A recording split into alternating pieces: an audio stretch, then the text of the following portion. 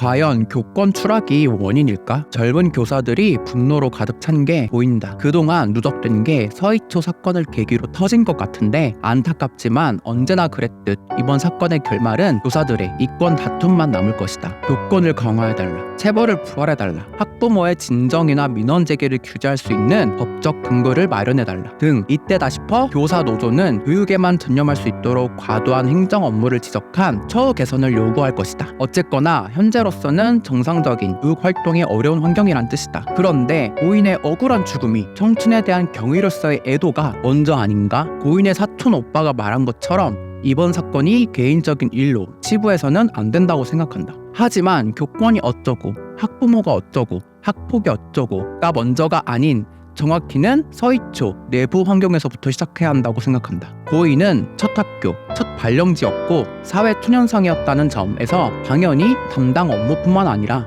악성 민원 처리, 대응에 있어서 1000% 확률로 크리티컬했을 거라는 점을 이해하는 게 순서이다. 그러나 교사 노조들은 하나같이 학부모 악성 민원이 본질이라고 목소리를 내고 있는데 이 발언은 조금 조심해야겠다. 학교에서 민원이나 아동학대 신고 등으로 인한 어려움을 무시하는 게 아니다. 그렇게 따지면 전국, 시도, 시군구, 읍면동 단위의 자치단체에서 근무하고 있는 말단, 공무원들도 똑같이 악성 민원 업무에 시달리고 있다. 그들도 책임만 있고 권한이 없는 것은 마찬가지이다. 진짜 본질은 교권이 무너진 탓도 있지만 학교라는 작은 사회에서의 선생님들이 눌려왔던 스트레스이다. 교사라면 누구든 저연차 때 거치는 의례적인 룰이라지만 주변 동료 및 선배 교사들의 관심이 부족했다는 점을 간과해서는 안 되겠다. 블랙독이라는 드라마가 있다.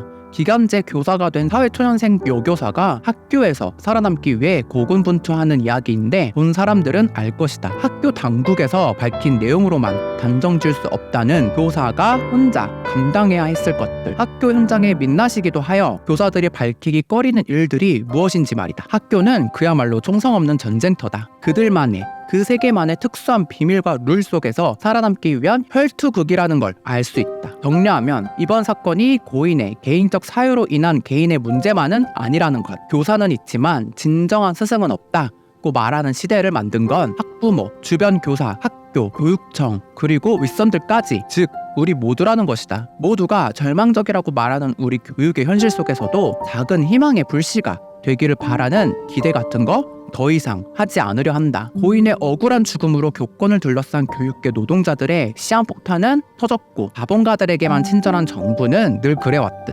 본질적인 변화는 없을 것이다. 학교 환경이 잘못된 것이라면 이번 기회에 고쳐져야 한다는 말이 이번이 처음은 아닐 테니까 말이다. 어차피 아무도 도와주지 않는다면 각자 도생이다. 각자가 스스로 제 살 길을 찾아 경쟁해야만 하는 이 시대임을 다시 한번 자각하는 오늘이다.